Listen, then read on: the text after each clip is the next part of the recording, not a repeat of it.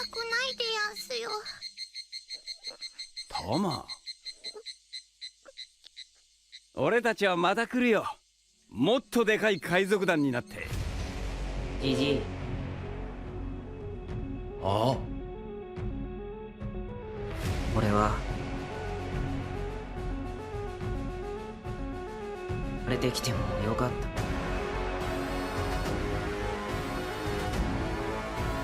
た。ああ、お前来てみりゃわかる。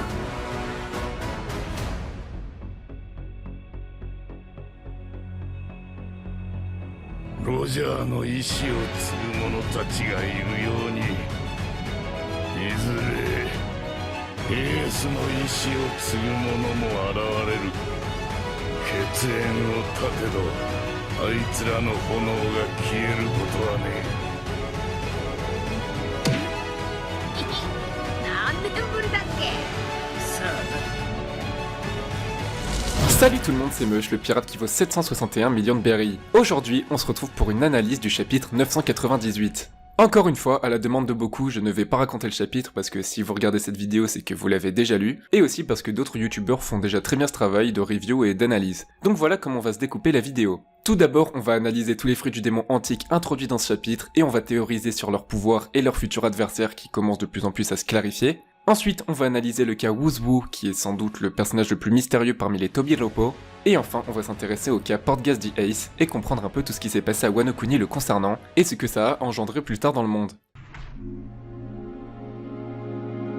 Dans ce chapitre, on a découvert tous les fruits du démon des Tobiropo. Certains ont déjà été découverts plus tôt comme celui de Diez Drake, ou encore ceux d'Ulti et Page One. Le fruit du démon de Diez Drake est le Ryo-Ryonomi modèle Allosaur, donc comme son nom l'indique c'est un Zoan antique permettant de se transformer en Allosaur. Dans les caractéristiques de ce dinosaure, il mesure environ 12 mètres de long et 4 mètres de haut. Il est connu comme étant un des plus grands carnivores. On l'a déjà vu à plusieurs reprises, et Diez Drake prouve une fois de plus que son fruit du démon est très puissant en attrapant Apu violemment dans sa mâchoire. Il prouve grâce à cette attaque qu'il a clairement changé de camp et il ne s'en cache pas.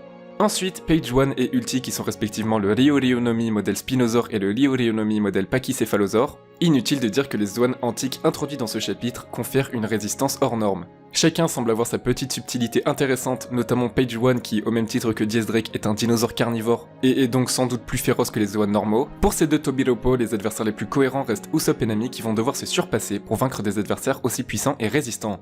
On passe maintenant au pouvoir que l'on a découvert dans ce chapitre. Sasaki, comme je l'avais dit dans une précédente review, aura un fruit du démon de dinosaure caractérisé spécifiquement par une grande résistance comme le Triceratops. Et ça a pas manqué étant donné qu'il a le Ryo-Ryonomi modèle Triceratops. Ça sera très intéressant de voir Franky en forme Général Franky se battre contre un personnage très résistant et pouvant contrer ses points. On se demande vraiment comment Franky va pouvoir neutraliser un personnage aussi résistant et encore une fois, au même titre qu'Usopp et Nami, c'est un très bon adversaire à battre pour prouver leur place dans l'équipage du futur roi des pirates. Je suis persuadé que Franky, comme à son habitude, va nous montrer de nouvelles fonctionnalités qu'il a mises en place pour se battre, et que son Général Franky ne suffira pas pour vaincre Sasaki. Une confrontation entre l'ère très ancienne des dinosaures et le futur marqué par les nouvelles technologies mises en place par Franky. On passe ensuite à Black Maria, et c'est très intéressant car cette fois ce n'est pas un fruit du démon du dinosaure. Par contre, ça reste un Zoan antique, le Kumo Kumonomi modèle Rosamigal Grao Vogeli. Attention s'il y a des arachnophobes. Alors c'est pas un simple Zoan de l'araignée, vous l'aurez compris, et on va analyser ce fruit du démon grâce au nom que l'on nous a donné. C'est un modèle antique étant donné que cette espèce date d'il y a environ 250 millions d'années. Alors, cette araignée fait partie de la famille des mégalomorphes, cela implique que son corps est plus massif que celui des autres espèces d'araignées. Elles ont également des crochets parallèles qui permettent d'injecter le venin, un venin qui est très puissant et toxique. A voir si ces caractéristiques seront présentes chez Maria. Dans tous les cas, elle utilisera des aptitudes propres aux araignées comme les toiles d'araignée pour bloquer sa proie. Black Maria mesure plus de 8 mètres, ce qui ajoute un aspect encore plus effrayant à son pouvoir. Avec la situation actuelle, on peut penser que c'est Sanji qui va se battre contre elle, mais au vu de ses principes impliquant qu'il ne frappera aucune femme, il est impossible qu'il reste bloqué dans cette situation. D'ailleurs, Marco s'apprête à faire monter Zoro, Brook et Robin, et il serait cohérent que ce soit plutôt Robin qui se batte contre Black Maria. Elle aurait enfin un vrai combat, et son fruit du démon le Hana-Hana-Nomi serait très compatible contre un fruit du démon de l'araignée, notamment grâce aux 8 pattes de l'araignée. De plus, sur cette couverture du chapitre 943, on peut voir Robin faire de la couture en compagnie d'une très belle araignée. Ainsi, encore une fois, Sanji devrait se battre contre Queen. Ce dernier va arrêter le second et le troisième de Luffy, donc soit Zoro, soit Sanji. Mais comme Queen semble connaître Judge Smoke, il serait plus intéressant que ce soit l'adversaire de Sanji. Et enfin, on passe au Tobiropo le plus mystérieux. et lui aussi en découvre son fruit du démon.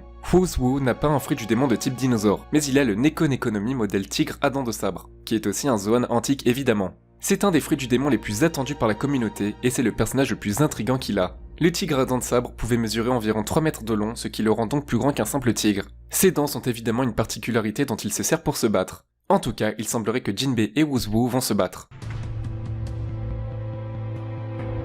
Il se pourrait qu'il y ait un lien entre Jinbei et Wuzwu. Ce dernier dit qu'il l'a aperçu quand il était Shishibukai, ça fait donc plusieurs années qu'il le connaît. Je pense qu'ils n'ont jamais été en confrontation directe, car sinon Jinbei l'aurait reconnu au vu de son fruit du démon, mais quand Jinbei lui demande d'enlever son masque, il refuse comme s'il pouvait le reconnaître sans ce masque. Alors est-ce un évadé d'Impel Down ou un ancien allié de Barbe Blanche? C'est possible, mais difficile de faire des hypothèses pour le moment avec le peu d'informations que l'on a. Jinbei a été recruté parmi les Shishibukai environ 8 ans avant le début de One Piece. D'après le SBS du tome 97, Wuzwu a 38 ans, donc il devait avoir entre 30 et 36 ans lorsqu'il a aperçu Jinbei. Et parmi les personnages connus qui ont 38 ans, dans la cohérence, aucun d'entre eux ne peut être Wuzwu, donc ce n'est pas un personnage qui a déjà été introduit. Peut-être qu'il a déjà été aperçu sans qu'il n'ait d'importance, mais dans tous les cas, il est peu probable qu'on l'ait déjà vu. Il a un tatouage en forme d'œil sur son torse, ce même tatouage que l'on peut retrouver sur Bao Wang.